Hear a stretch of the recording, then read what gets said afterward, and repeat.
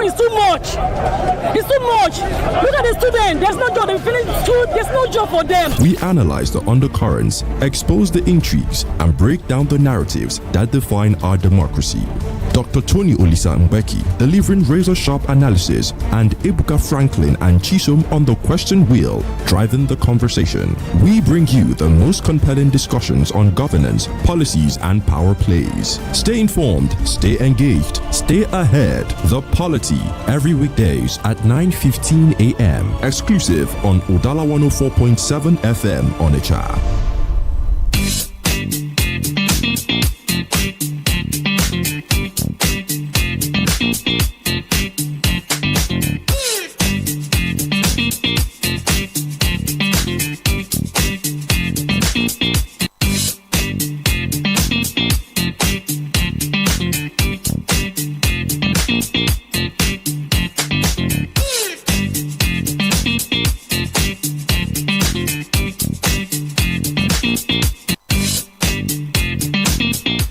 60 minutes from our studio here with Udala Radio 104.7 FM Onitsha.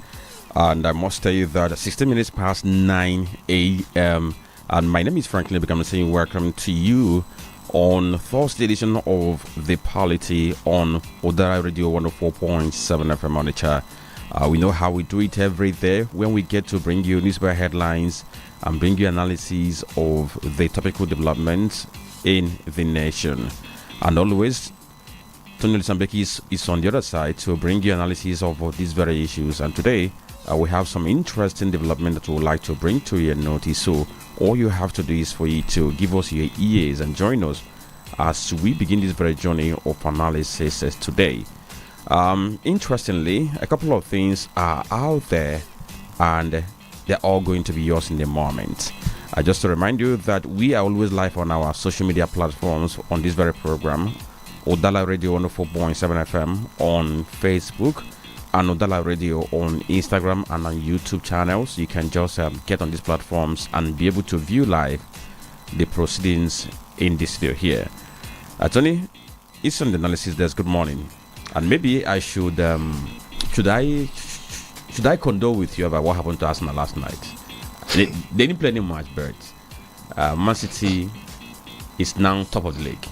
Well, if you talk about Arsenal, it's a matter of another day. But before then, let me quickly greet our people. Good morning, Nigerians. Good morning, the good people of Southeast. Good morning in the Anambra. Good morning in the Onitsha Donido. Good morning in the Osumoho.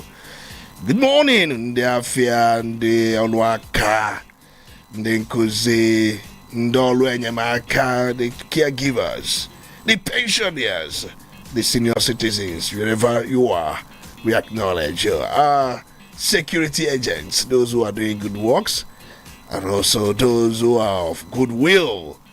Our farmers, we are not forgetting any of you. You are so dear to us. The farmers and those who render services, not those in the Osafia, even when we have normalized Osafia here, but the exploitative one is something we must condemn. We welcome everybody, our spiritual leaders, traditional leaders. You know, when you are in formal places, you will hear things like my Lord spiritual and my Lord temporal. And when you hear spiritual, your mind will fling to the spiritual leaders, the temporal, those in government. But that's by the way anyway. We welcome everyone and we wish you the very best of the day. And no evil, no harm shall come our way this very day. We thank God Almighty for His grace, for His mercy, for His love, for all He has been doing in our lives. Consistently, in a way that we can never ask for more. We bless His holy name. Sit back and enjoy the program. As for Arsenal, the only thing I have to say is,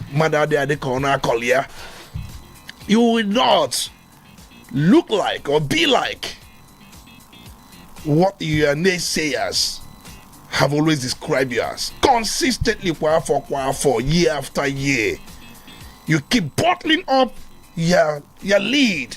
And if you look around, the nickname for Arsenal is bottling company. You know, when you say bottling is somebody who cannot keep hold of anything, who cannot keep anything at all. He keeps sliding it away. That, of course, we know how had happened the last 3 years, last 2 years, and it's going to happen again. For me, Manchester City are champions in advance. Yes, they won Burnley yesterday night with less impressive, display, but that's a hallmark of a champion. Even when things are not going well with you, you have to find a way to win, and that's exactly what Man City did yesterday. But Arsenal, especially the month of April and May, Arsenal should go and look for deliverance. These 2 months, their journey, if you look at the years past, is something they must go and begin to ask questions. They have the strength in depth. What happened? Is it Agoba Amarapo? We say Melogene Amarapo? Is it a 30 players? What is going on? And they have about 5 matches. Of course, the same goal difference, the same point, number of matches played, number of what else again? Yes, that's just. I think Man City is ahead because of the goal difference. Goal scored, not even goal difference. Goal difference, they have the same goal difference, but now after goal difference, what comes next is goal scored. That's goal scored. Before you now talk about goal against. Man City score more goals than Arsenal. That's why they're on top. Of course, they have the same goal difference. But we are not here to talk about football because, I'm a football enthusiast, sports enthusiast. We can talk sports the way we talk politics. But we have to face our spirituality because that's where we belong. Okay, like I said again, we condole with that because I don't know why it has been like this. For a team that has led the league for 200 days since August last year, and guess what? In a matter of 2 months, somebody just comes, eclipses you, and then gets to snatch this away from you. So let's see how it's going to end. We must pray against near success syndrome.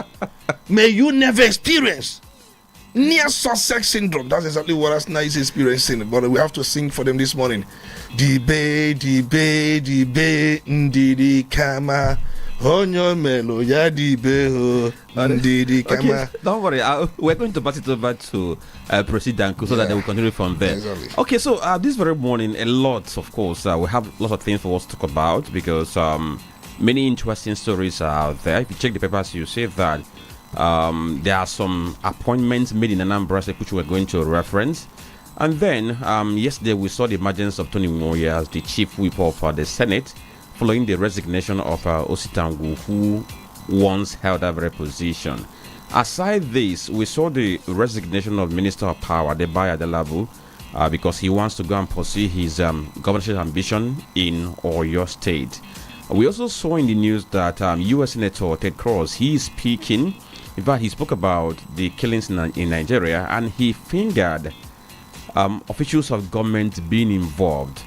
Lai Mohammed is also in the news because he also spoke in US where he said that Boko Haram has killed more Muslims than Christians. He was speaking to students where they were asking him some questions. Then talk about the issue of insecurity. Yesterday, during plenary, Senate was seeking for campaign ban in 8 northern states. It was Senator Ningi who raised that very motion, asking that perhaps there could be campaign ban in those states so that they can focus on dealing with issues of insecurity. Then for PDP and the ADC, their waiting game continues because yesterday, Supreme Court reserved judgments in their leadership crisis. I also saw another interesting thing on the paper this very morning. President Tinubu has approved 17 billion naira community fund for 8,804 wards. And I went through the story to see how this is going to be done. Tony, the government of the day is out in full campaign using different methods and different approaches. Guess what they're going to use this very much to do? To procure household needs, this and that. And I must tell you, so if you are campaigning against the present government, you have to do a lot of work because the government of the day is not leaving anything to chance. They are deploying every manner of strategy to ensure that they get to stay in power. Then before we get to the headlines, Tony, I had said this before. And this time around, I'm going to say it again. Perhaps it's now time to speak directly to Onitsha North Local Government Area, to go to DMJ's roundabout and know what they're going to do there. If it means for them to procure mobile toilet, they should do that. If you go to that DMJ's roundabout now and see how the gutters are messed up with defecation, not just the gutters too. There's this very should I call it pavement close to Old Saint. People are now defecating there too. So on each local government area, you have to go there and find out what you are going to do to stop this open defecation in the heart of Onitsha. I think it's not about what they should do. We should also suggest to them what they should do. Open defecation is something that is ravaging the successes made by some governments at different levels. It's actually really demarcating government, even at the lower cadre, as you mentioned, Onitsha North. Not just Onitsha North. If you go to Opiweka, especially the Enugu Onitsha Expressway, the drainages there, they are mixed up. Most times we may not see these things during the rainy season because the runoff water will flush them away. Because that area in question, of course, there are parts that are under Onitsha North South, and there are parts that are under Onitsha North. You're gonna talk about places around Mo. That one is under Idemili North local government. This thing is a malaise. Is a problem, and why we have the problem is everywhere. In fact, it's almost in every state. But I've heard people say that a particular set of people are those responsible for this openification. That many of them, they are homeless. They sleep in parks. They sleep around anywhere, and they don't have any home. They are wanderers, and these are agberos and hawkers. People who have come to the state from different angles, we are not looking at where they come from or who they are. The most important thing is to see how we can solve this problem, and one of the ways we can solve the problem is by providing public toilets. That's what we call mobile toilets. Yes, mobile toilets is one of the things I'm advocating. And also, just as Lagos State did, banks, churches, institutions must open up their toilet facilities. But one thing is that these people that do these things, they do it at night or early morning when these institutions are not out, maybe they have not opened, they are not at work, they are not in operation. They do it as early as 5:30, 5 a.m. That's when they do it. That is where open or mobile toilet comes in. Public toilet, mobile toilet. It's one thing you must render. You must render some of this so that these, what I call them miscreants, should have where they can defecate. Open defecation is also a problem in Africa. If we tell you the figures, you'll be shocked. The Onitsha North, not the only Onitsha North, Onitsha South, Idemili North, Idemili South. I don't know about Oka, but these local governments, they must come up with mobile toilet system, mobile toilet facilities. And that's the only way to go. If you, I don't know how many manpower you have or the personnel you have that you must keep around these areas around 5 a.m. Many of them may not be awake. The only way to go about is to sensitize the people. But while sensitizing the people, you must also make provision for alternative, which is mobile toilets. Okay, so we're going to get to the papers now to see the headlines we have. We told you that Anambra State Governor has been on appointment spree. In fact, as I speak to you now, just about 2 minutes ago, Christian Aburime just posted new appointment this very morning for some agencies. We are going to bring you up to speed with those appointments in the course of this very program. Stay with us. We're going to bring the headlines now. Get involved now. You're listening to the Polity. Get involved now.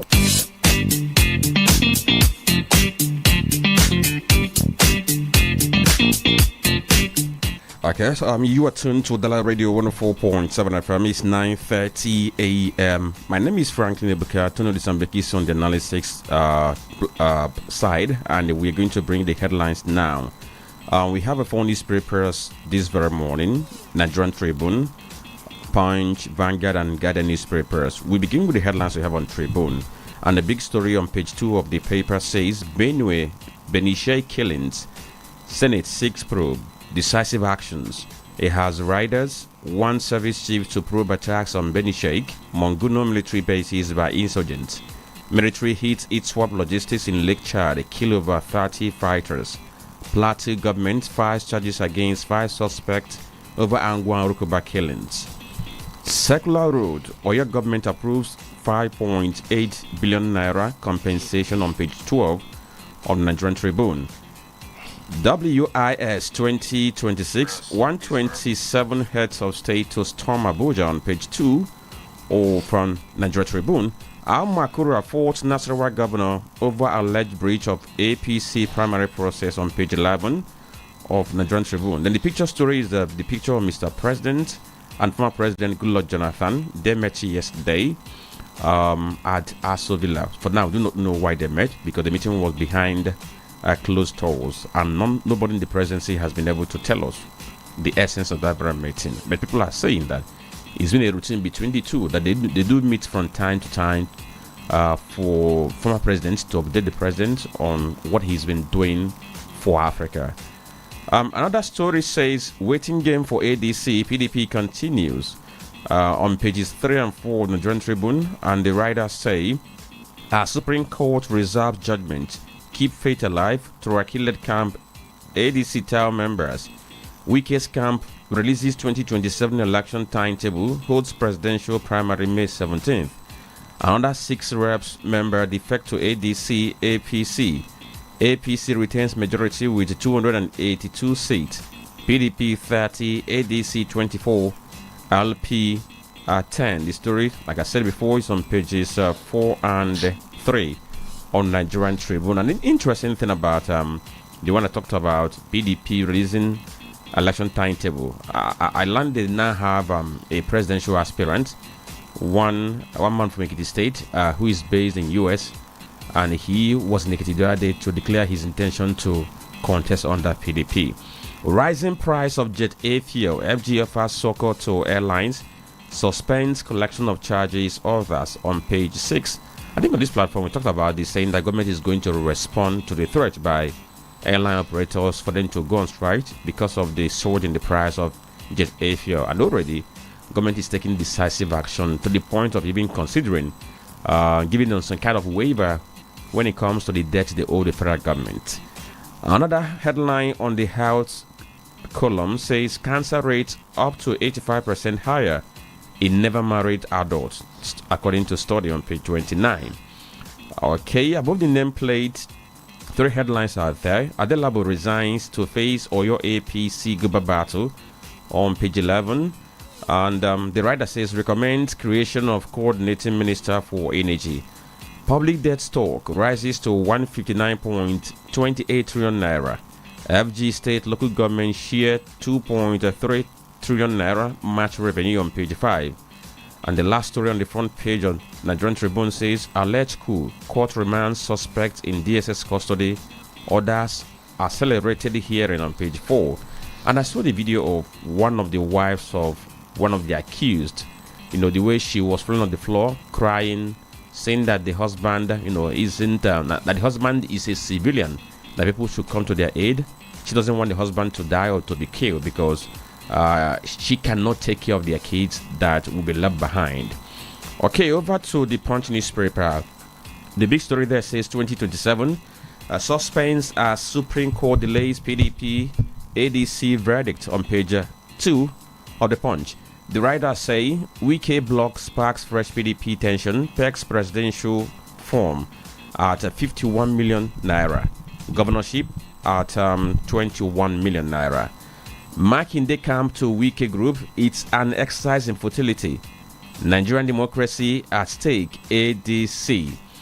Beside the nameplate, the headline there is that of the resignation of the Minister of Power. It says, Adelabo resigns. Presidency explains Edu Dangiwa exit on page 3. Sorry, on page 7. I don't know if you saw the explanation given by Bayon Anoga on why Wale Edu resigned. He said that, he said he resigned on a hard ground, that he had tendered his resignation, citing that he wanted to go and take care of his health.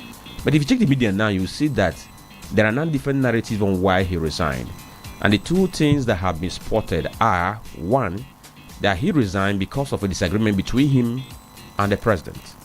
Another one said that he resigned because of the delays in releasing funds. And because of that, some civil servants were not happy with that and they reported. And the president took an action. But people are saying that the man was frugal when it comes to management of funds. And those civil servants were not finding it funny because there were no loopholes for them to get money.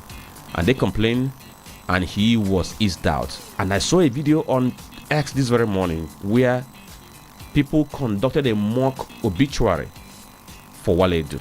The truth remains that there are a lot of stories. It depends on who is telling the story. Like when we made the analysis yesterday, we captured all these fronts. One on health ground, the other one on probably perceived disagreement between him and Mr. President and delays in releasing funds. And we also mentioned that under him, 2025 capital components of the budget were not funded, and why. And if you go deeper, there are those who are of the view that Mr. President, as of last October, relegated Wale Edu to the background. And that was when Mr. President ordered Doris Uzokanite, the junior minister, to take over 3 key functions from him: revenue generation, revenue distribution, and domestic debt management. And that meant Edu could no longer oversee the monthly meeting of the Federation Accounts Allocation Committee. Remember, the January meeting was chaired by Uzokanite, but it ended in chaos and the communique could not be issued for the first time. Mr. President thought the anomaly, and that was why he quickly appointed Taiwo Yedele, a tax expert, as the new junior minister, and redeployed Uzokanite as Minister of State, Budget and Economic Planning. And nevertheless, there were insinuations that the Lagos Calabar Coastal Highway that is being handled by High Tech Construction Limited. The High Tech Construction Limited is owned by Chagori, very close friend to Mr. President. Gilbert Chagori was explicitly listed as the president's confidant when he attended the COP28 climate summit in Dubai, United Arab Emirates, in December 2023 as a member of Nigeria's delegation. In fact, there was a time the rumor mongers had it that Edu often argued that there were not enough funds to service that project, and that project is so dear to Mr. President. You remember the coastal highway. And if you look around, there were other disagreements. These are some of the things people highlighted. But was that the reason Mr. President could not wish Wale Edu 70th happy birthday? Mr. President was quickly releasing happy birthday to so many Nigerians. But one was missing. No. Edu just clocked 70, was it not some days back, if not 2 days ago? Even before his either sack or resignation, whatever you may like call it, because Mr. President has this habit of, if he doesn't want you, he asks you to tender your resignation. And there was this report that Mr. President had wanted him to leave since last year, but there were those that pressured him to stay on. And he told them that as far as he's concerned, that he was done with Edu. That was a rumor, speculation, but because we are not there, a lot of things happen, frankly. So what is certain now is that statement which was issued by Bayon Anoga yesterday was trying to control narrative. It was like damage control. From everything available now, it seems that all was not well between 2 of them. There was loss of faith in each other or disagreements on issues, and perhaps that was what led to him, leaving the cabinet of Mr. President. Because that mock obituary we saw, the video on X this very morning, shows that the base of Mr. President is doing something. And not just that. Remember when Mr. President appointed Wale Edu in 1999, as Commissioner for Finance when he was Governor of Lagos State, there was also a disagreement because Edun resigned in February 2004. Do you know the reason that was released as the basis for his resignation? Franklin, guess. Health ground in 2004. On Ayara, Health ground in 2004. But the truth remains that after that period, they were able to reconcile. They came together. They started working together again. If Edu could resign in 2004 as Commissioner for Finance in Lagos State on the ground of health, after how many years? 20 years later, after another resignation on the same ground. No big jubilees. All right. So the best thing is for those in the presidency, they should try another method on how to control narrative other than this issue of citing high ground all the time. Okay. So we get to other headlines we have on the front page of the Punch newspaper. FG plans to borrow 700 billion naira via April bonds on page 24. FAC allocation hits 2.04 trillion naira, rises by 150 billion. It's on page 27. State governors are smiling to the bank, but if they have been able to replicate in terms of project and policies, the increase in the allocations they are getting is a different kettle of fish. Yeah. Insecurity, Senate 6 campaign ban in 8 northern states on page 12 of the Punch newspaper. Alleged coup, suspect plead not guilty, remanded in DSS custody on page 9. 6 of them were arraigned yesterday, not all of them. Timi Peresiba isn't in country. Then those who are still in active service in the military and in police, they weren't arraigned. Of course, they have to face a court martial first before any other thing. And the other headline says FG considers airline debt waiver amid fuel crisis. The story is on page 17. I read a part of the story where Alin Onyema, who owns APC, was asking, that the president should waive certain debts they owe so that it will be written off entirely. Because yesterday was a meeting between them and the Minister of Aviation, where he told them about the plans of the federal government to ensure that they don't go on strike and that they control the price of jet A fuel and what have you not. And the Hemo even said that plans were being made for the airline operators to have one-on-one meeting with the president so that they can tell him what their needs are. Other headlines here say Lagos court jails fraudster for 2 years over 80,000 euro scam. The story is on page 5. FG Mons as ambassador designate to Algeria dies. The story is on page 12. He died in Turkey where he's been receiving medical treatment. That's quite a sad one there. Then over to Vanguard newspaper. The big story there says Vanguard Economic Discourse, how Nigeria can achieve food security by experts. That story can be found on page 10. Nigerian officials involved in killing of Christians, U.S. Senator Ted Cruz. That story is on page 9. And the writer says Boko Haram killing more Muslims than Christians, Lai Muhammad. Alleged false claim. Factional PDP chairman Turaki docked, gets 100 million naira bail on page 5. Article to NAS, amend Electoral Act now to save democracy. The story is on page 8. If we have time, we can talk about this because I think there's decided section 82 that talks about unsigned ballot paper that should be at the discretion of the presiding officer to know whether it's going to be admitted or not. Then another headline says Bwenga Hashim Falano vow resistance as one-party state fear grows on page 8 of Vanguard newspaper. Ex-finance minister Edun resigned on health grounds. Presidency on page 8. Court remands alleged coup plotters in DSS custody. Supreme Court reserved judgment in PDP ADC leadership crisis. And the last story on the front page says foreign inflows jump 78% on NGX amid rising outflows on page 19 of Vanguard newspaper. On Guardian, debate over security strategy as Senate demands rescue of 416 captives on page 6. Court's ruling paves way for stricter consumer protection in banking sector on page 4. Nigeria records 4,200 weekly cyber attacks amid digital economic growth. The story is on page 4. I think the other day was CS. Was it CSC that? Yeah, CSC. Talked about cyber attacks. 2 days ago, CBN talked about cyber attacks and cyber fraud. And today, we're having this very report about Nigeria recording 4,200 weekly cyber attacks amid digital economic growth. Who are those people doing this very thing? Young people who are looking for easy way to make money. Ndokwa protesters blocked Delta government house over decades-long blackout. They said for 20 years they have not seen power supply, and that was why they went on that very strike to ask that government takes decisive action to ensure that they get electricity.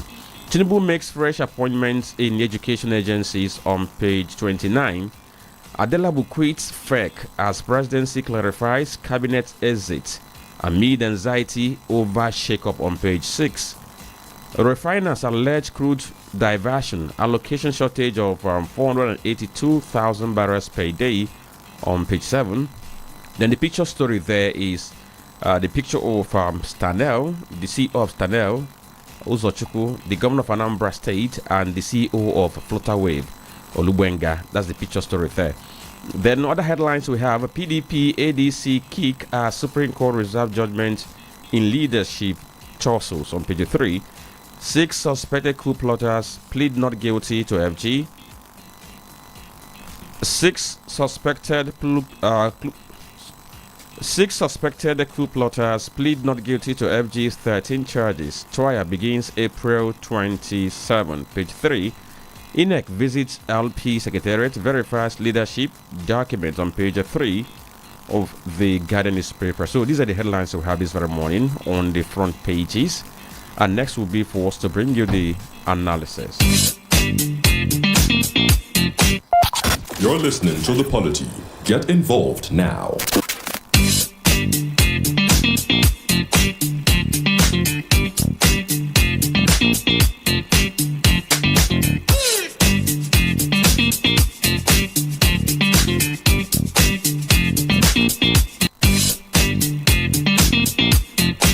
Okay, you're tuned to Udala Radio 104.7 FM, and you are listening to the Polity Thursday edition, this 23rd day of April 2026.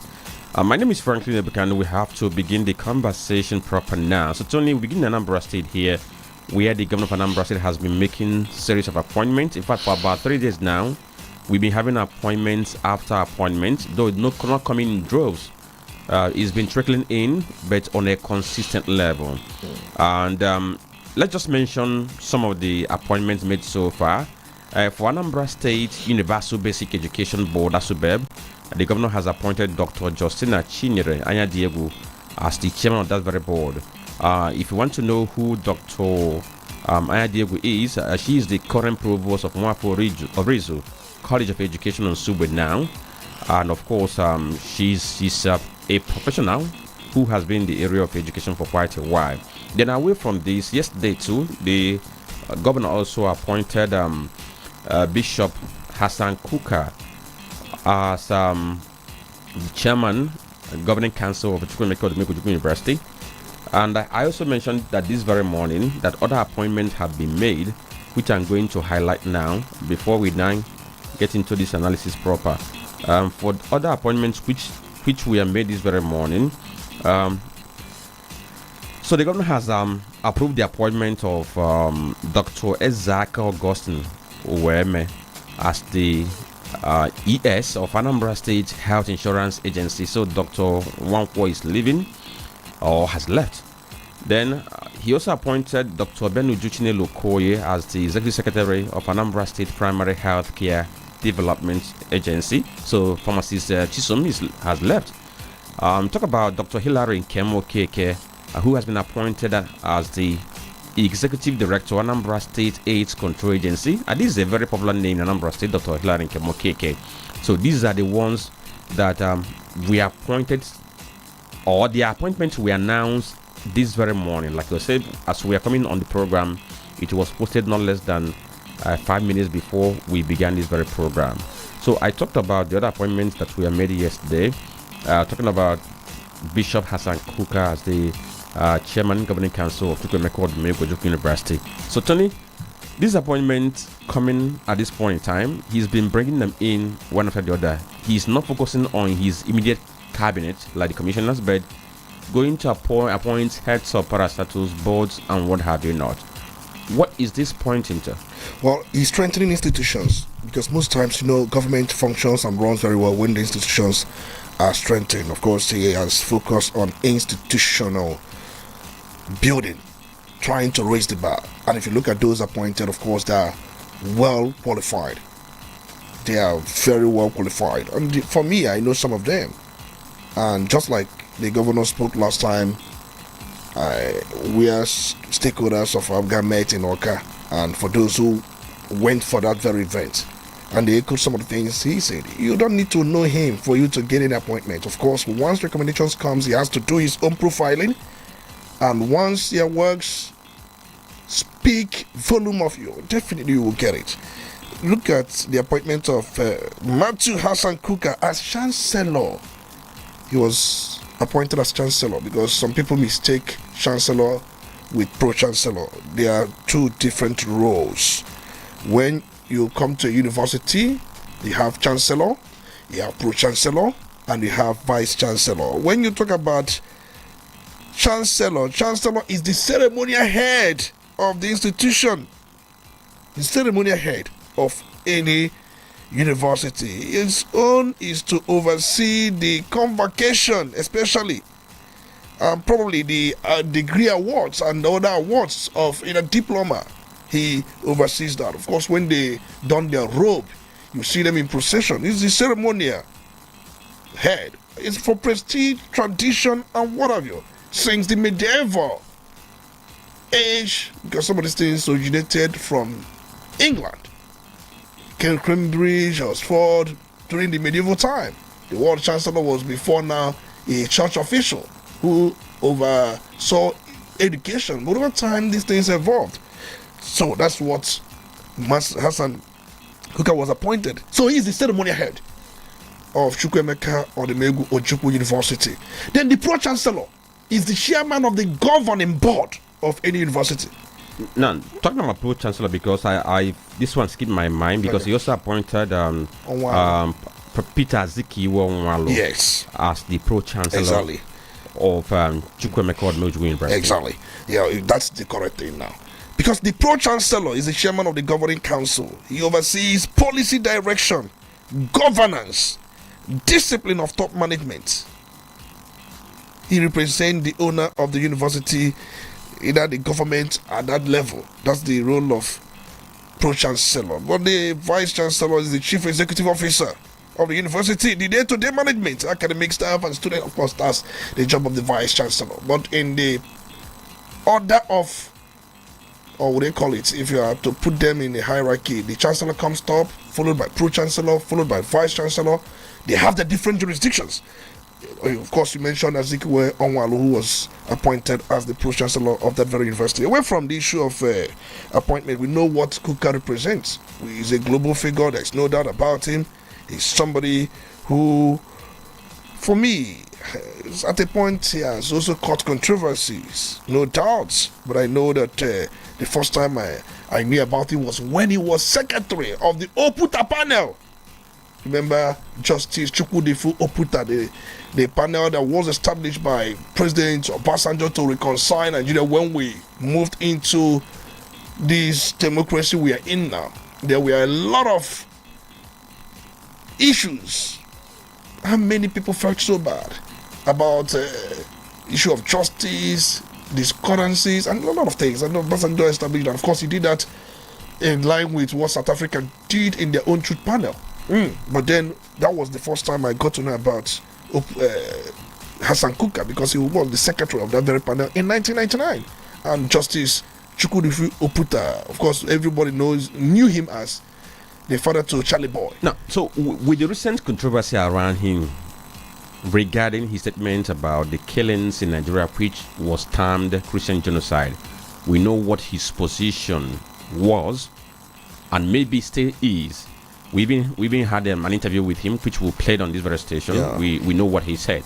So with that controversy around him, do you still consider this very appointment as a square peg in a square hole that can bring change to the university, or that can help the university to leverage his connections to have an international representation? Well, the controversies you are talking about, they are political, but we are talking about education here, which for me they are quite different. If you are to talk about education, Kuka is a global figure, a global icon, somebody who has spoken and delivered speeches, lectures in many countries, more than 50 countries, in high-profile events, and somebody who is a prolific author. He's also the founder of the Kuka Center, where he has pioneered research-driven advocacy aimed at interfaith, ceremony, and policy reforms. If you have to talk about education, give it to him. Give it to him. But if you have to talk about politics, of course, you may say that he got himself probably played into the hands of these politicians for some reasons, I don't know. Of course, we looked at that the day we did, but his appointment is not political now. It has to do with education. The idea is to leverage on his global recognition to position Chukwuemeka Odumegwu Ojukwu University as one of the best when it comes to global reckoning, to leverage on that. So for me, it's a good appointment. Okay, so let's quickly talk about the other appointments as to Deb, which is very critical. Now, the person he appointed, he went to Nwafori's College of Education to appoint the provost of that institution. And if you look at the functions of ASUDEB, they include managing basic education, overseeing primary and junior secondary education in Anambra State, implementation of education policies, executing the likes of Universal Basic Education Commission at the state level.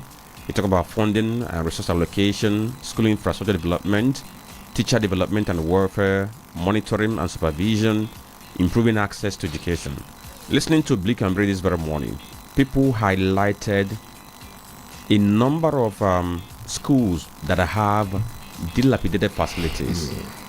Number of schools that need attention when it comes to making the teaching and learning environment to be conducive for students, even as common as toilet facilities not being in many schools or even having access road. That means she has a lot.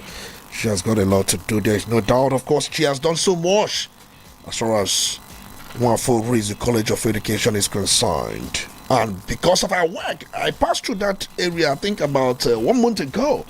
I saw works going on, especially around the, defense. Of course, there were some artworks she's currently executing. I passed through that area. And I told the person that was with me at that point, this is so great. That's my comment. And for me, she has done so much as far as that institution is concerned. But this time around, she has been given more role because she is going to execute the Universal Basic Education Program in Anambra State to ensure access to free, compulsory, and basic education. All the hawkers in Anambra State, she gotta do something about that. I'm not happy when you move around, you see some of these hawkers, they are not from the state. Many of them are from the northern part of the country. Especially if you are moving towards Seaman or Savoy. This around this Oka Road, you see small children. They may be from north. They are not from southeast. They are not even from southern part of the country. They are from northern part of the country, but they are everywhere begging during school hours. She must find a solution to that, because we will not allow that to continue, because they should be in school. They should leverage on this free education in Anambra State. That is why, because their parents cannot force them to be hawking while others are in school. You can't come to Anambra State either from Nasarawa, Kebbi, or Kogi, or wherever you think of.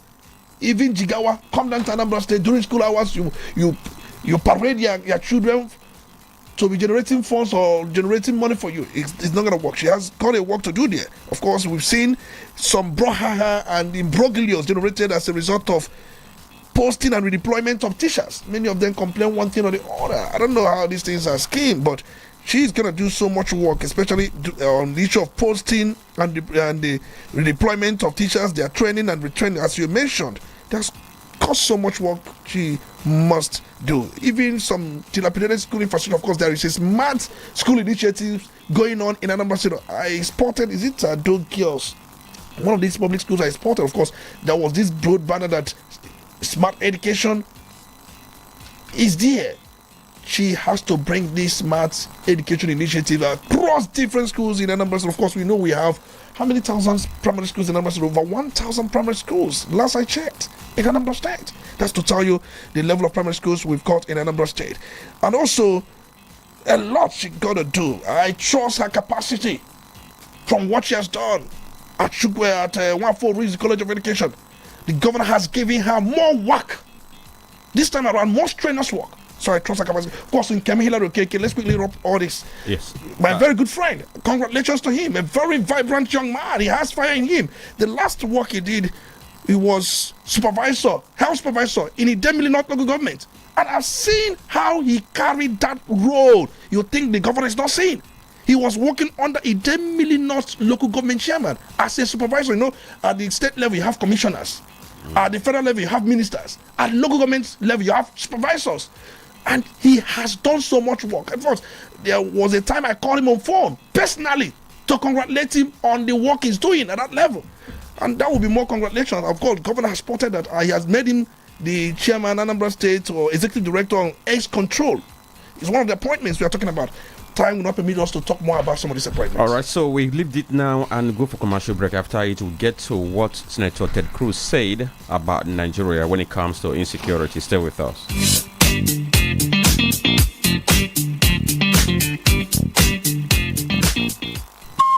Udala Radio, 104.7 FM.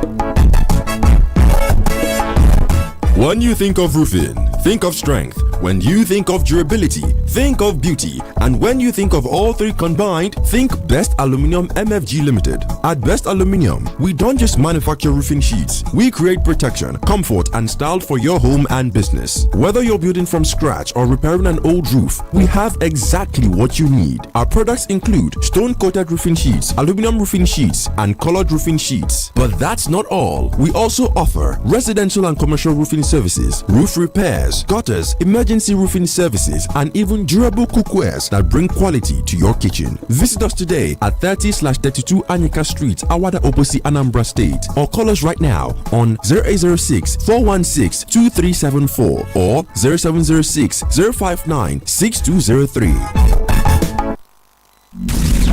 Are you smart, confident, and ready to earn big? Do you have a passion for sales and marketing? Then listen up.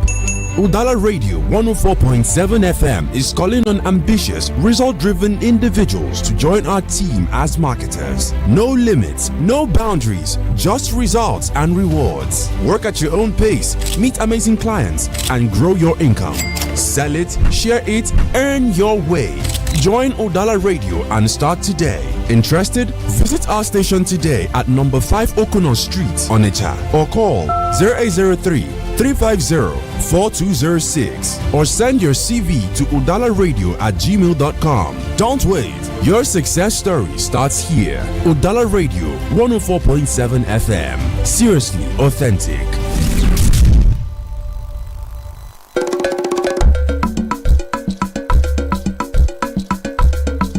Udala Radio, 104.7 FM. Seriously authentic. You're listening to the Polity. Get involved.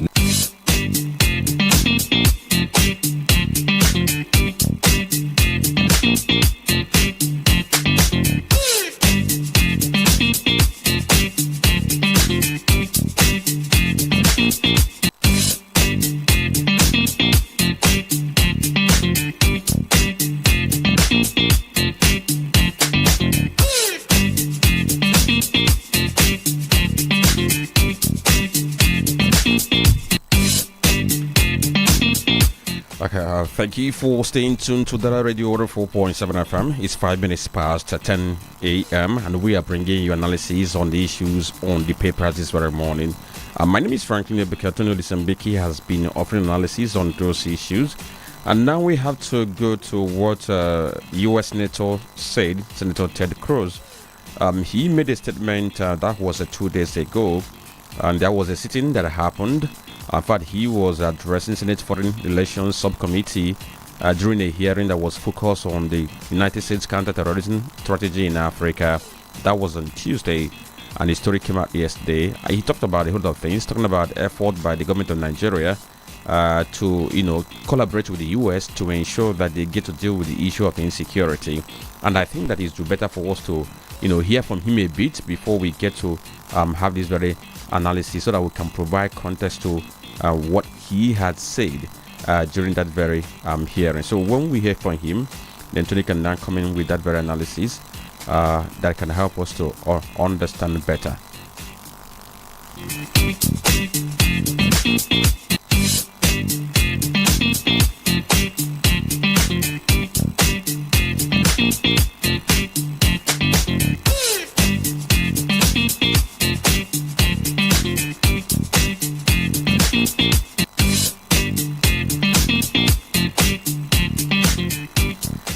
Okay. So Tony, he talked about a whole lot of things, but one of the salient things that came out was the fact that he accused Nigerian authorities of being involved in insecurity happening in Nigeria, especially the killings that U.S. has been on when it comes to killings against, killings of Christians in Nigeria. So Tony, looking at what he said, could it be that he's living on inference, or he's living on that first notion that U.S. had about what is happening in Nigeria? Or perhaps he's not talking from the point of information they have, because U.S. is now collaborating with Nigeria to deal with insecurity in Nigeria.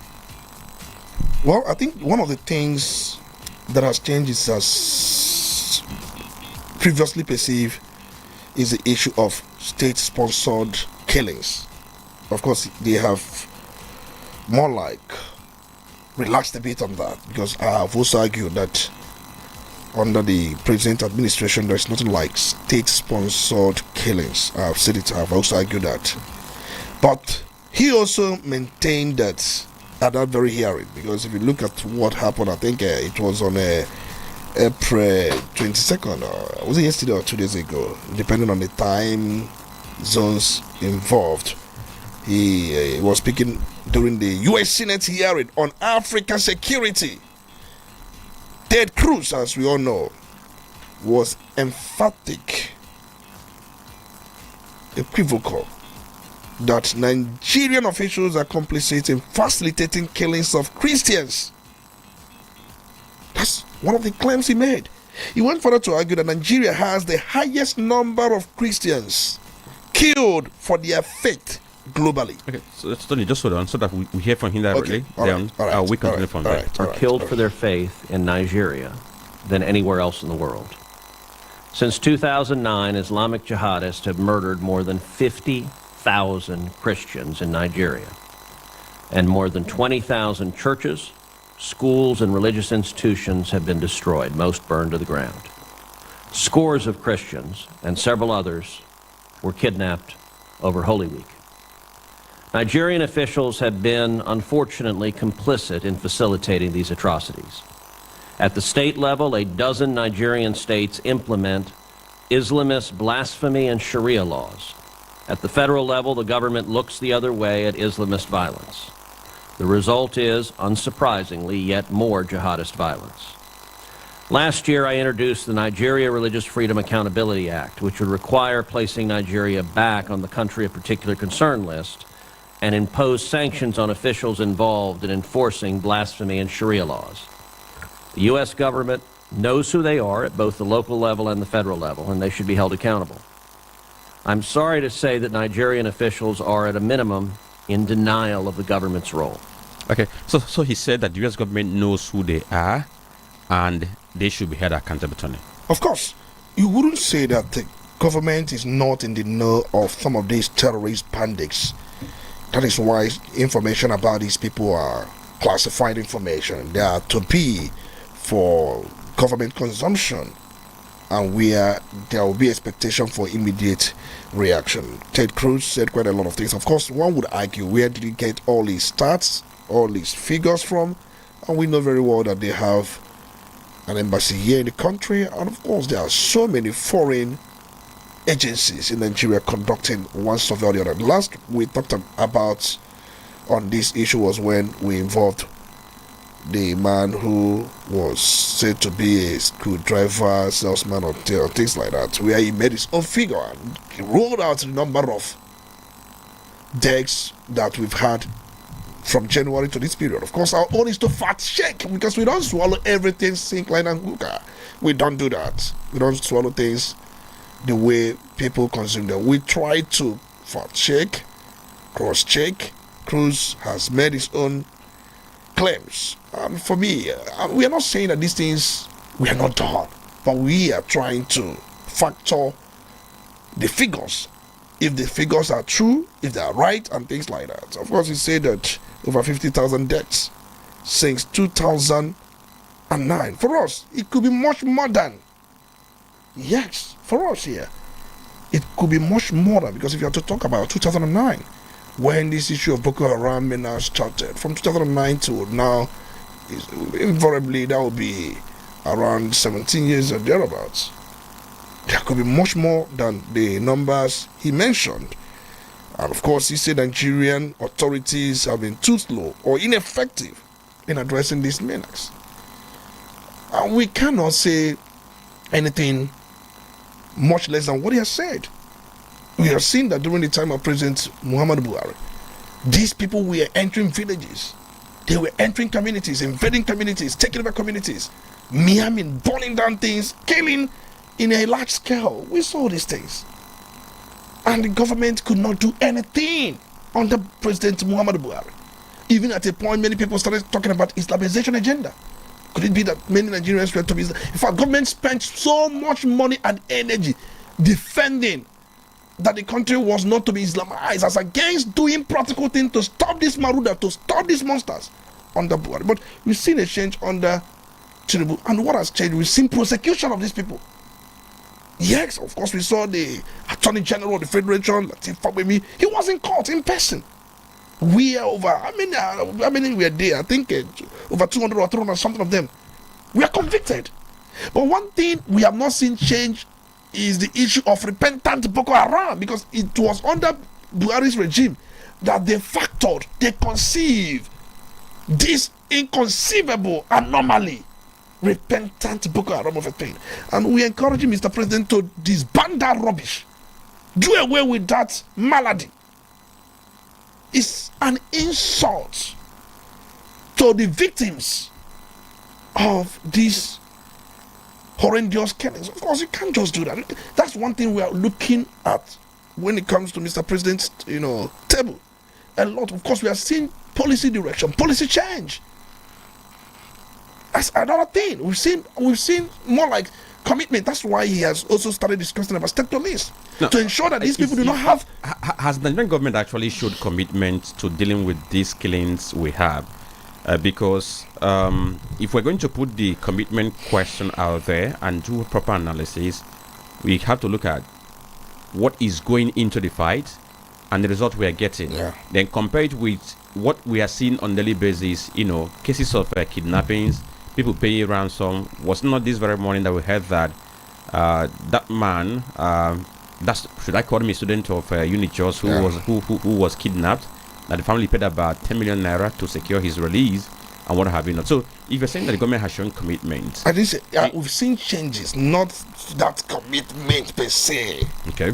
That's the point I'm trying to make, and I pointed out the changes I mentioned, the conviction of these terrorists. We've not seen something like that before. It's one of the changes, and we've seen. Is it because that government actually realized that there was need to rise to this situation, or because we are having pressure from a USA, that's why government is reacting? It could be. But one thing is certain, many people have been pointing accusing finger to the Minister of State for Defense, and the President hasn't done anything. His own governor, Udala, has made a mouth-watering allegations against him, and he said he has submitted his evidence, he has submitted his facts to Mr. President and even to security agencies. But now he's to the Minister of Defense, Minister of Defense, States. But I had thought that Mr. President would have asked him to step aside. Let's look at these issues or petitions against you. Let's investigate. That is one of the commitments we may be looking at. But we've not seen much commitment as expected. Let me say this. Ted Cruz, of course, has been doing so much to see to the protection of Christians in Nigeria, especially. Of course, we've seen Christian persecution. When there was this argument, was there persecution or not? I think that was one of the things that put Hassan Kuka into trouble. At first, he said under Buhari there was, and then now he relaxed that very statement, but he came back later to correct that. But in all of this, we have not seen situations where Nigerians will sleep with their two eyes closed. Because we are yet to see that. The Cruz said that I told them, I'm quoting him, I told them I would judge their commitment by the results. Those results have yet to materialize. That's his exact word. Of course, we still have killings going on in the country. If the present government, if they say anything they have achieved, the one thing that people will keep pointing to will be the issue of insecurity. It seems to be growing. It seems to be widening. Even when the president or the government will tell you that we've been able to ensure that incessant bombing, detonation of a IEDs, some of these things have stopped. But these people have a way of kidnapping more people, making more abductions. If they're saying that those bombings have stopped, but we are seeing a resurgence where these terrorists are having the impetus to go to attack military bases. That's just that. And also kidnap people. We've not had kidnappings and abduction apart from Chibok, the one we had in 2014, and Dapchi in 2018. We've not had this scale of kidnapping. Of course, we were here yesterday when you put out something. Yes, the bandits were demanding how many billion? About 5 billion. That's the demand to release over 400 something abductees. That's madness. And they keep abducting, and they are in this country. They move around. They parade. If the last week there was this video we saw where one of them was having either traditional marriage or the other thing like that. And then we saw many of them flocked with their tricycle. We saw the bombing and the area bombing in Borno State the other day. We had some civilians we also killed, and the Minister of Defense defended us, saying that they were warned. The truth remains that the battle, we know very well, is amorphous. It's a kind of guerrilla warfare. We've explained this thing before, but we have not seen that concerted effort. And just like Ted Cruz said, your commitment is judged by result, no more, no less. So let's look at what Dalai Muhammad said, because he was in the USA, and there was an engagement between him and some students of Abbey Cambridge.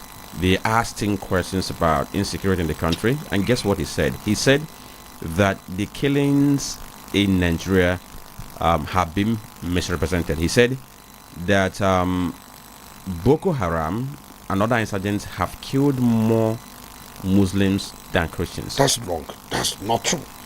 That's not true. No, Lai Muhammad will always live to his name.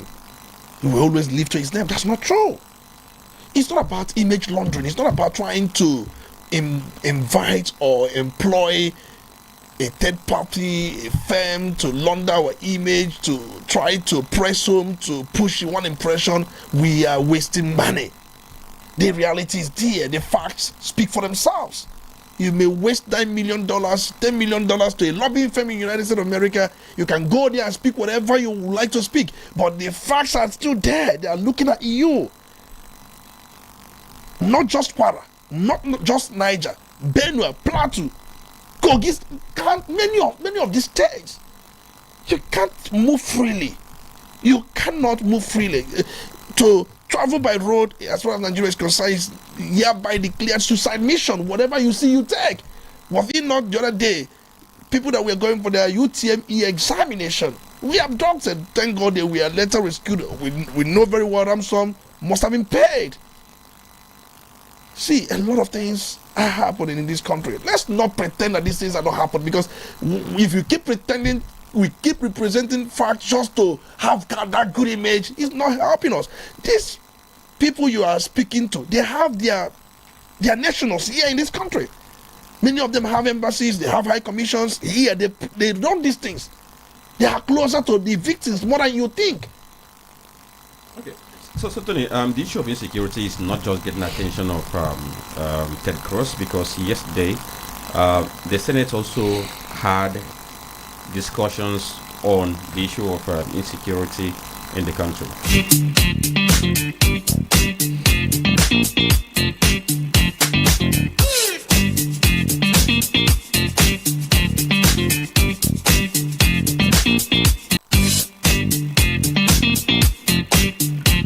Okay, so I was saying that the issue of insecurity is not just getting the attention of Ted Cruz, because yesterday during plenary, lawmakers, senators, of course, raised matters of concern, and they are proposing that if there should be a campaign ban in 8 northern states so that government can focus on addressing insecurity in those very states.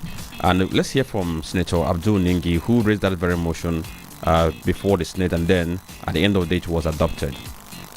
The thing that we must do, and I want us to take this in very, very serious, is either to suspend all political activities across this country, or look at the frontline states of Borno, of Plateau, of Bauchi, of Benue, of Niger, of Sokoto, of Kebbi, and part of Kano, of Bauchi state.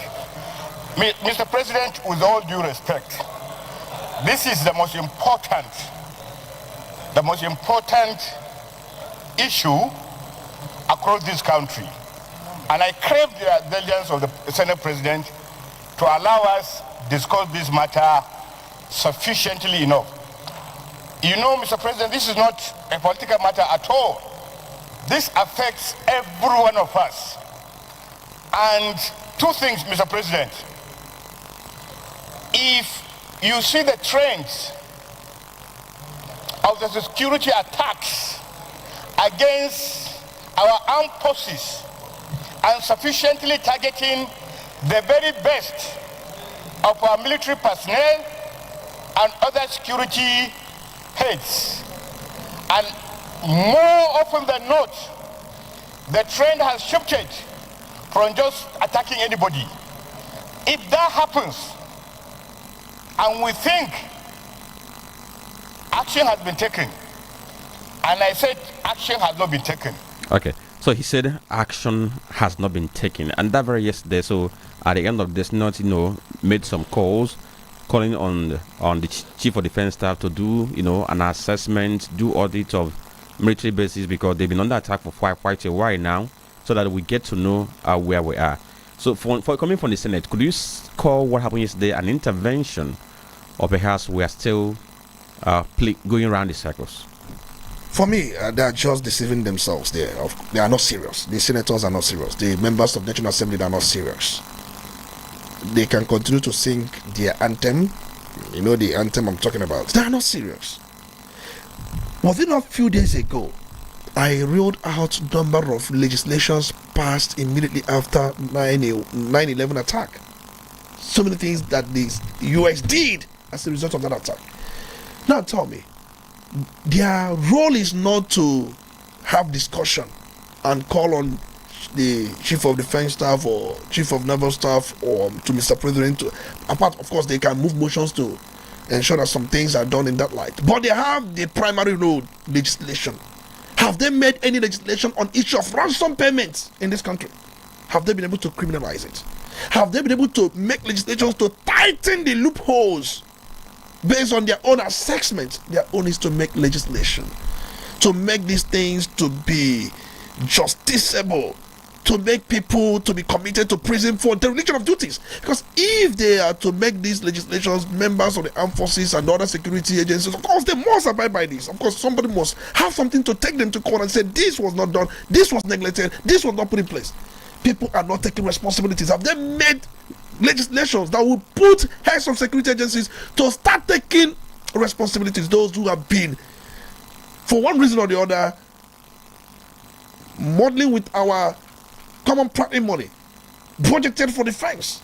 We've not been seeing results. Of course, we've been having defense as that very sector that usually get the highest allocation during our budgetary years. We've not been seeing results. Of course, one thing that has also gone worse is the issue of attacks on formations, killing of officers, generals, and even soldiers.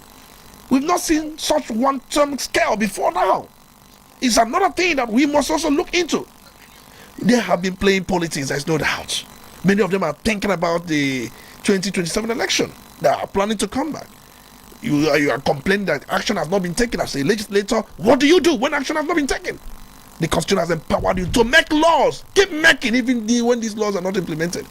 How many of these security-related laws can you say for sure that the National Assembly has been able to make as a result of these killings we've been having in the country? They're not serious, they're playing. Of course, they are just there enjoying themselves. The other day, we did realize that they go home with about $350,000. Rough estimate per year, but a U.S. senator goes home with about $170,000. We were able to look at these issues the other day. They have not been able, they just came back. The nation is boiling and they have been on vacation for a very long time. They just came back. Let's not just go there. Okay, so once we return from the commercial break, we're going to open the full lines and also, introduce the second under discussion, which is on the resignation of the Minister of Power. And some persons are saying it was a good riddance to bad rubbish.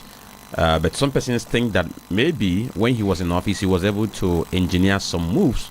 Perhaps we have not seen the result. In fact, if you look at his letter of resignation, he highlighted what he believed that he achieved while in office. Stay with us, we'll be right back.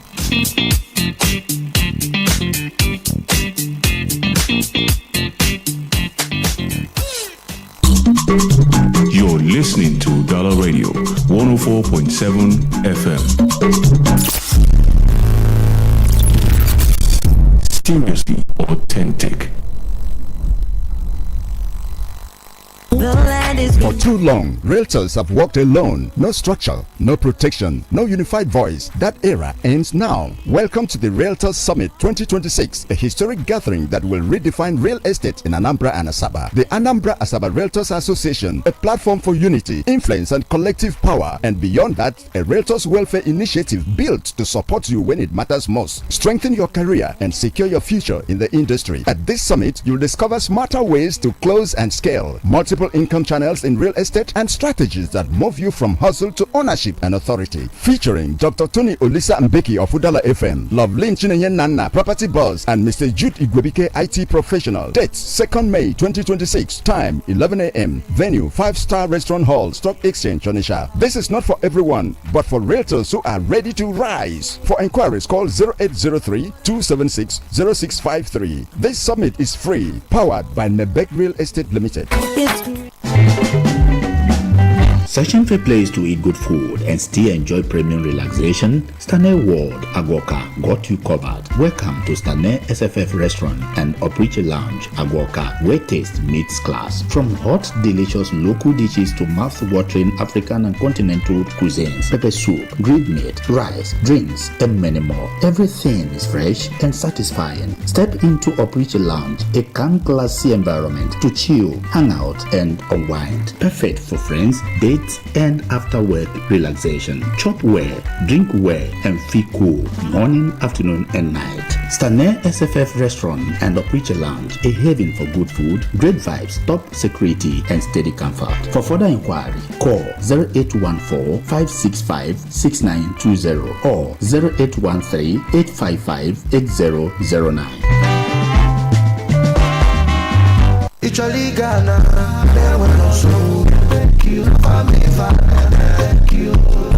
Nebek Real Estate brings you opportunity that grow with you. Greenfield Estate, Omaha, just 1 minute from the Wheel Road. Kings Court Estate in Visa, opposite Admiralty University. Purity Garden and Classic Estate, Asaba, just 10 minutes from Asaba International Airport. Ikenga Grocery Estate, Ojoto, 7 minutes to Electrical Dealers Market, Obosi. Nebek. Invest today, gain tomorrow. Visit us at 25 Akaru Onitsha beside Mandela or Asaba office 21 and 22 Brent Oil Mall, 295 DC Road, opposite Lion House, 080-3265-7455 or 070-1607-8648 or visit us at www.nebedgroup.com. Quality bread, Wendy's bread, for your family breakfast. Wendy's bread, how about it and they to yellow? Wendy's bread, mama, papa, they like Wendy's bread, chicken and go. Wendy's bread, even children, they like Wendy's bread, Wendy's bread, and in town. Wendy's bread, you get it better, tasty, we go sweet your belly. Wendy's bread, Wendy's Wendy's bread, tasty bread. You can contact us on our official address, Second Business Park, Enugu Road, GRA, beside Onitsha, Anambra State. We also have another branch at St. Michael Plaza at Tandy Road. Also contact us on 070-1149-1571. Wendy's bread, your tasty bread. Wendy's bread. Udala Radio 104.7 FM. Seriously authentic.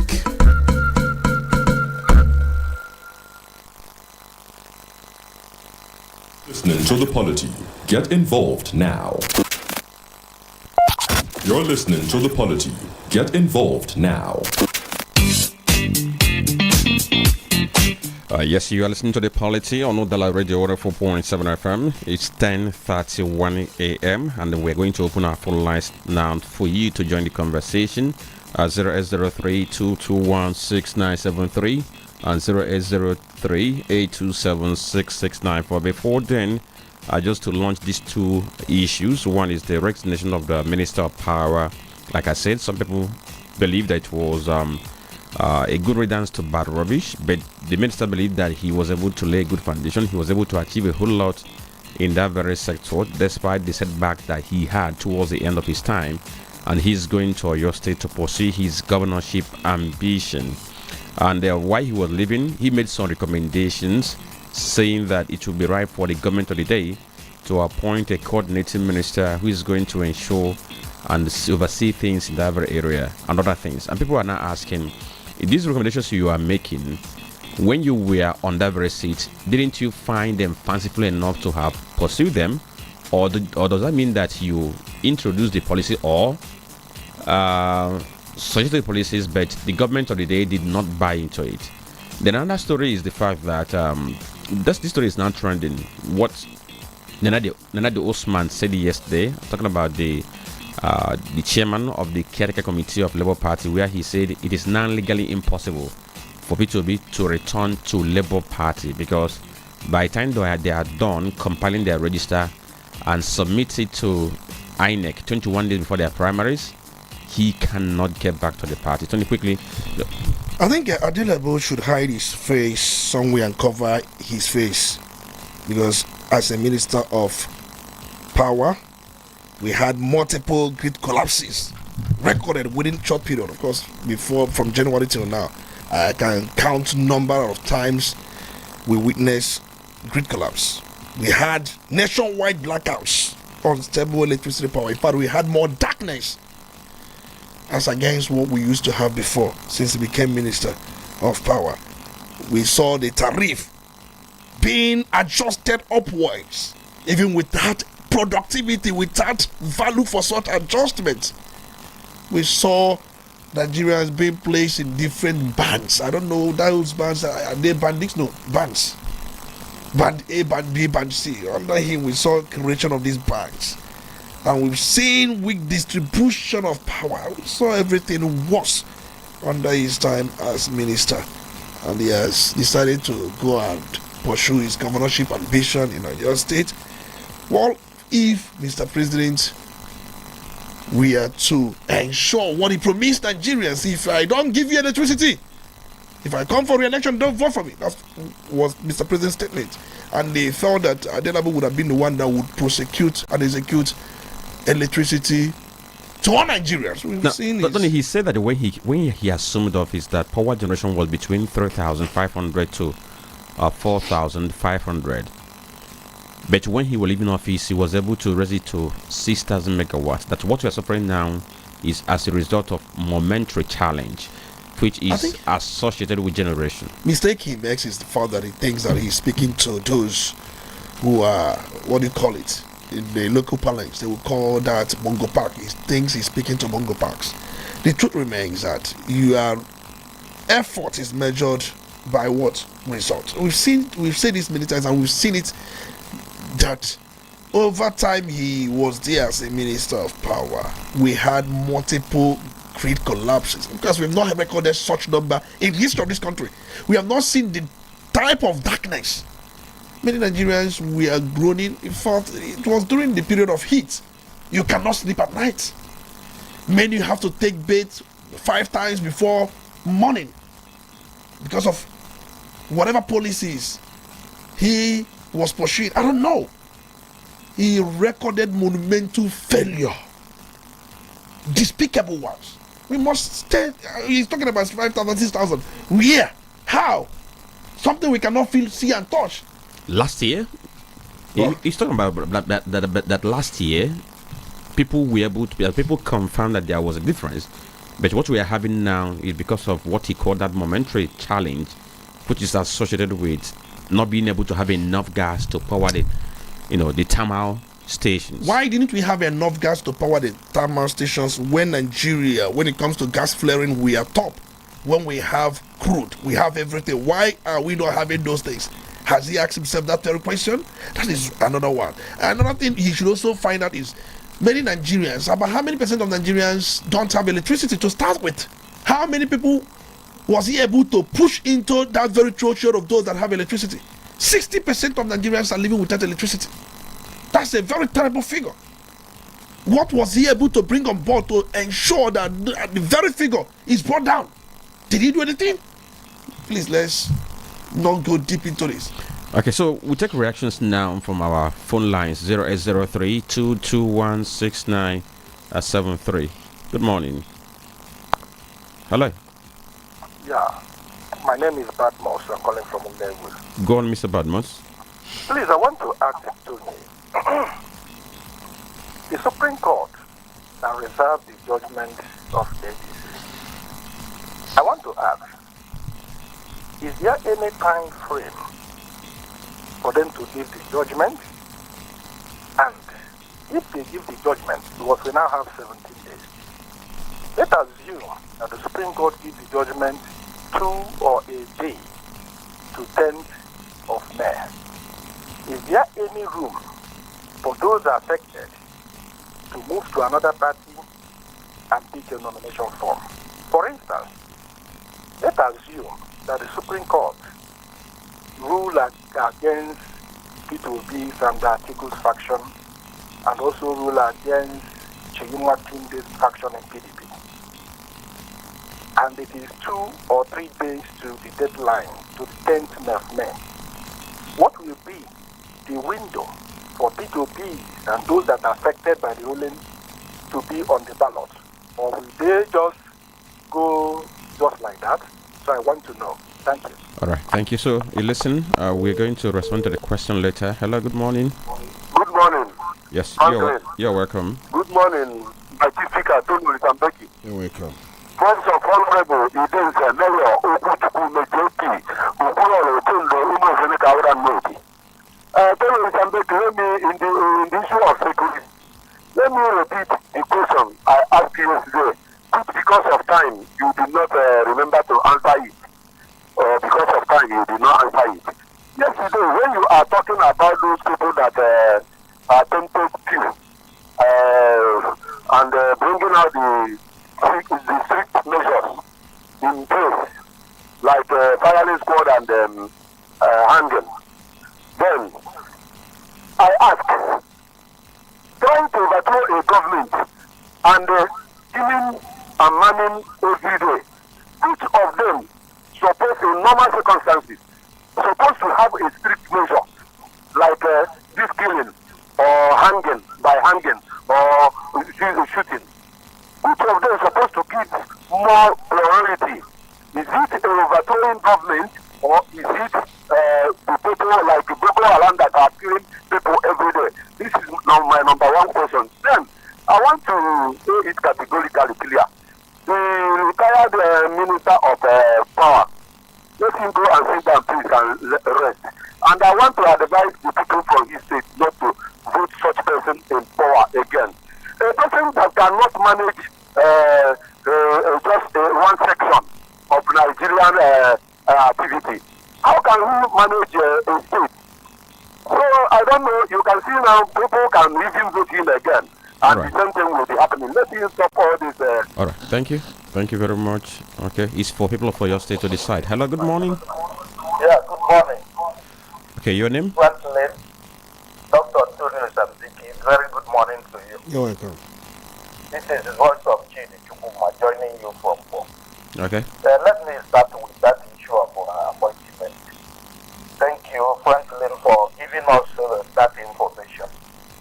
My only disagreement with or something that I'm not so much satisfied, and I know that most of the people will not be satisfied with that appointment of Bishop Cooker.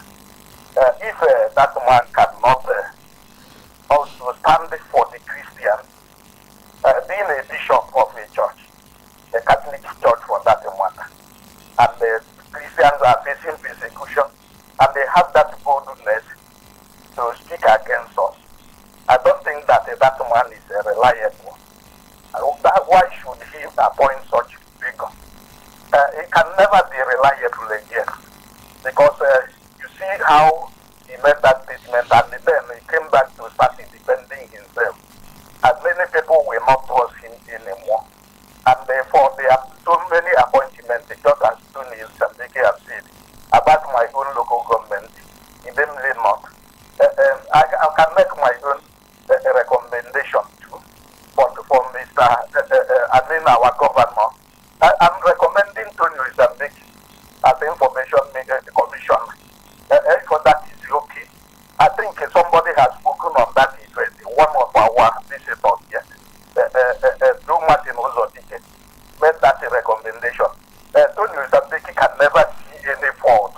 No matter what Soludo did, Tony Sambiki must applaud him. Right. And some of us are not even happy with him. That he keep, maybe because of trust or love they have for him. He keep on doing so. Even when our governor is wrong, Tony Sambiki can never admit that. Okay, and thank you.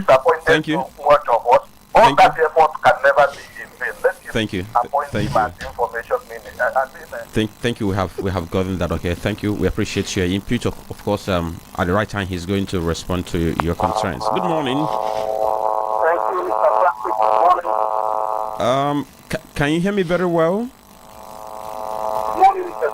Okay. Sorry. I think you have to call back. We were having interference on your line, and it was distorting our hearing. Thank you for understanding. Hello. Good morning. Yeah. Good morning. Okay. Your name? Tony Sambiki. I'm Emmanuel from Abilene. Okay. Go on, Mr. Emmanuel. Thank you very much. I want to speak on this Ningi's proposal. Okay. Let me tell us, APC of Bulgaria and APC of Tinubu have succeeded exactly what they are looking in, what they want in Nigeria. They are using terrorists to suppress everybody. Look at them telling us that they want to fund campaign in 8 states in northern states. Do you know what it means? What it means that all these 8 states, only I think a bunch of one state there is PDP state. Even that PDP state is not strong. Which means no opposition will come there and campaign. And they will be doing their own campaign on the ground. Go and take 2023. Immediately campaign starts. Kidnapping, killing in Nigeria stop immediately. After election, everything starts again. So they are using it to push opposition away from that state. Even kind of state is involved. Okay, hold on, please. Let's make this very clarification before you continue. Okay. He proposed that campaigns should be suspended, not ban campaign. Yes. let the suspects campaign and focus on dealing with issues of insecurity before continuing. That's what he proposed, or that's what he sponsored on the floor. That is their political statement. That's their political statement. That is their strategy. It means that suspension that suspension cannot happen there. Then you call it suspension. But when that time arrives, you see that it is totally banned. Let me tell you something. Okay, hold on. Do you know the states involved now? Yes, 8 states. Which states are involved, or which states are involved in this issue of insecurity that he was referring to? The state is involved. Sokoto is involved. Plateau State is involved.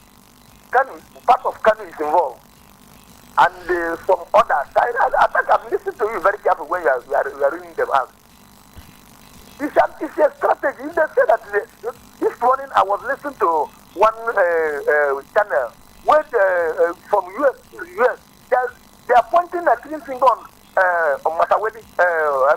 Former governor of Zamfara State, Bello Mataweli, of trying to bribe Americans for not naming their name his name for the sponsor of terrorists in Nigeria. What are we going to call the Veteran Boko Haram? The Veteran Boko Haram are the people that are killing our soldiers, because all of there are many in our military. Okay. They are the ones that are telling people, go and lay ambush. We are coming. All right. Thank you. And we are trying to cover them. All right. Thank you very much. All right. Thank you. Okay, so that was your opinion anyway. Hello, good morning. Hello, good morning. Yes, good morning. Your name? Mr. Speaker, sorry for this break here. You're welcome. Good morning. You're welcome. Good morning, morning in the house. Me, Jido Jones here. I'm calling from Omo. Okay.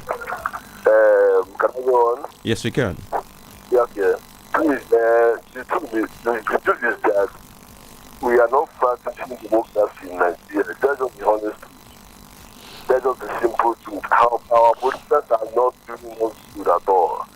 And the world has done this case. They are saying they are practicing, they are imitating US Senate House.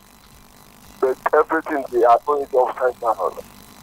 Even after that 9/11 attack, the US Congress, they made a lot of activity, a lot of law to make sure that this thing doesn't come back again. And since then, that will never return back again. But in Nigeria, the reverse is the case.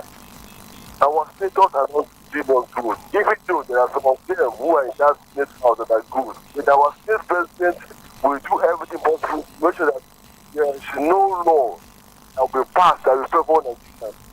That's one thing that our state president is doing. He's not doing us good. He should resign. Mr. Babu should resign in shame. They are not doing us good. Look at this thing that is still happening. Can you imagine a country that has the Major General was here and nothing was happening? Nothing happened. Everybody was living their life normally. This is absurd. This country, the truth should be told. They are not doing anything to make sure that this thing comes to an end. They are not, as Mr. Tony, we always say, this is an enterprise. They are doing business with us. That's just the truth. All right. Thank you. Thank you. All right. Okay, so let's take more call before we get to the social media page. Hello, good morning. Chief Dr. Tony Udala, good morning. Good morning, my brother. Franklin, good morning. Yes, good morning. I am Gredim Asia Patego, cruising the airway from Osumo. Okay. Yes, the eggs.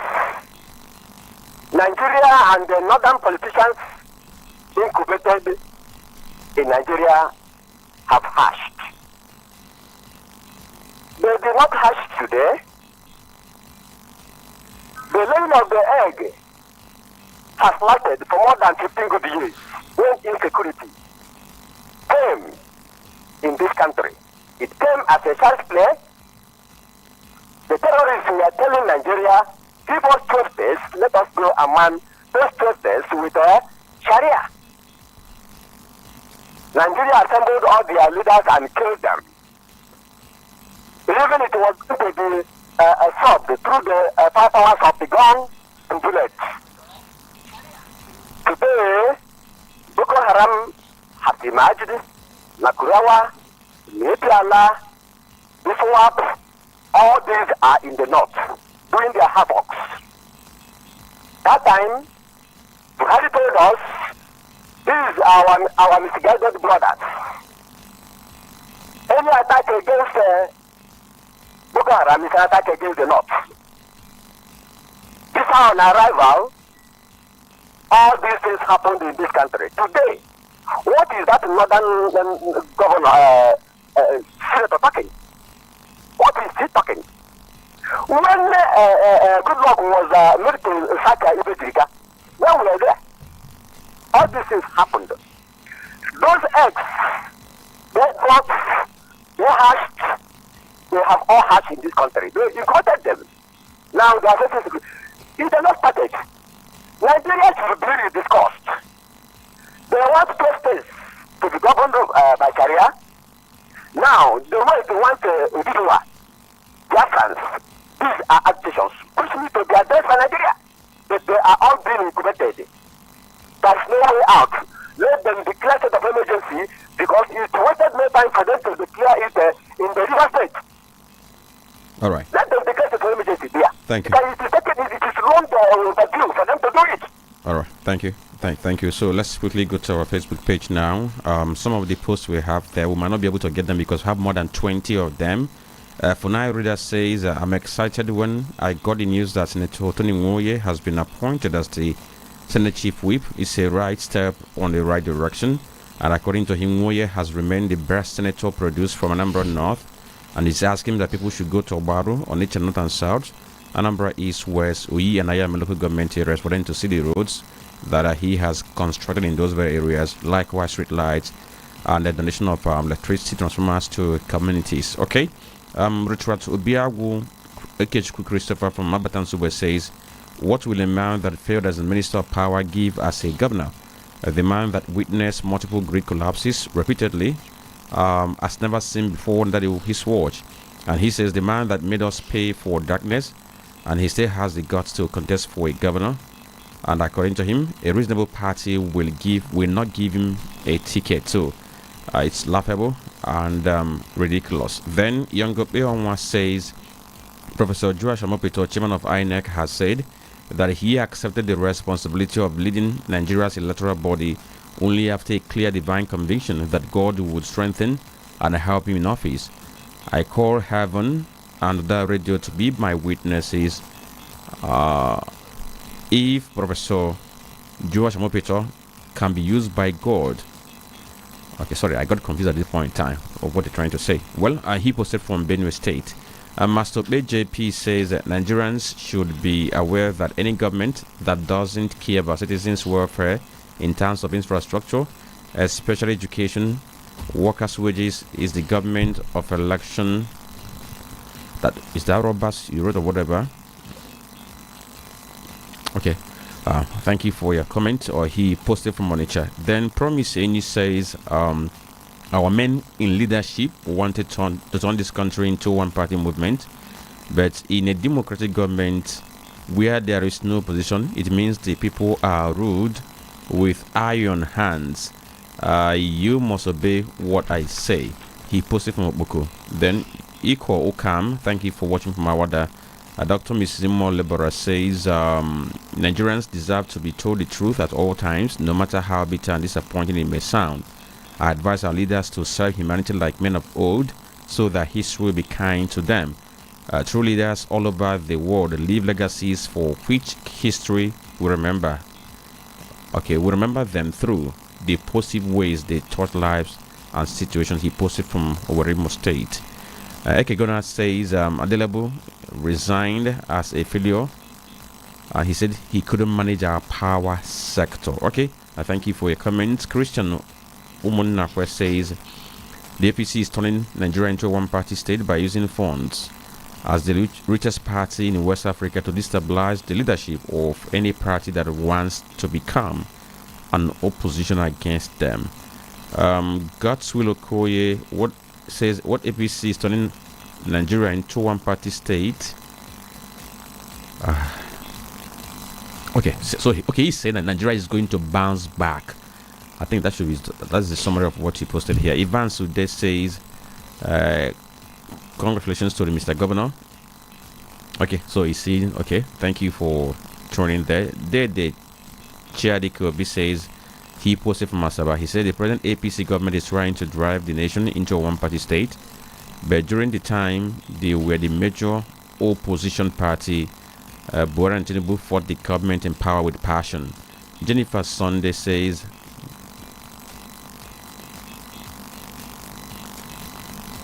okay, sorry, I didn't get what he posted, I must be honest.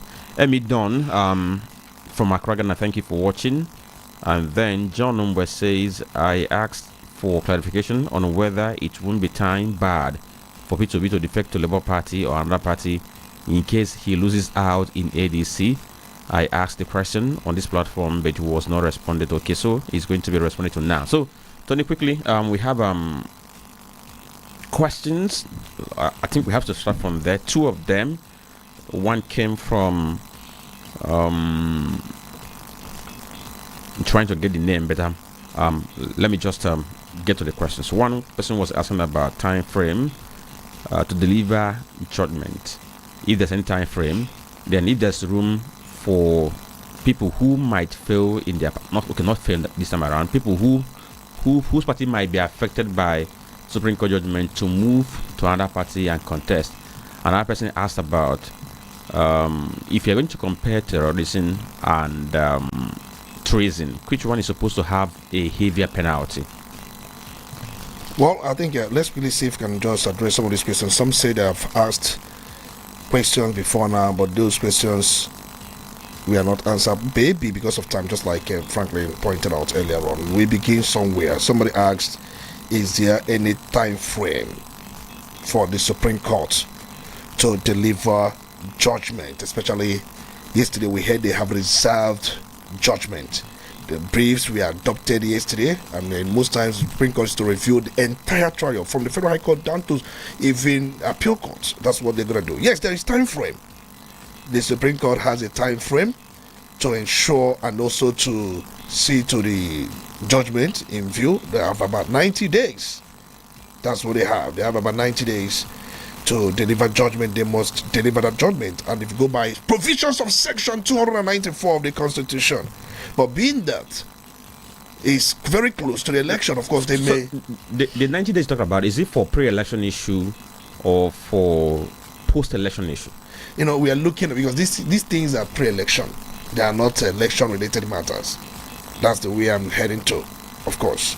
But then if you look at appeals coming to, if they have to do with election, they have 60 days. If it has to do with election, I don't know if you understand me. If it has to do with elections, the Supreme Court must deliver judgment within 60 days from the date the appeal is filed, based on Section 287, subsection 7 of the Constitution. Because the idea is to avoid prolonged political uncertainty and governance disruption. But for pre-election matter, usually they have about 90 days. But post-election, that's the one coming as a result of election, they have 60 days. Now, having said that, of course, what's the next question? Somebody said something about what they call it, treason and then murder. Which one should have more severe punishment? If you look at treason and murder, of course, if you go to treason and terrorism.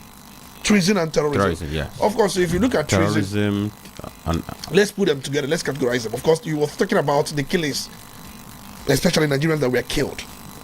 Which one? Because those who killed them, which one should be more severe in punishment than trying to overtake government? I think that's the angle he's coming from. Having noted that, of course, we possibly categorize them into murder and possibly treason. Yes. Murder, of course, you go to Section 316 of the Criminal Code, the punishment comes at Section 319 of the Criminal Code. The punishment for murder is death.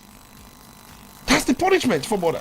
If you are convicted of murder, the punishment is death. Then if you are convicted of terrorism, if you go to Section 37 of the same Criminal Code, treason, life sentence or death penalty.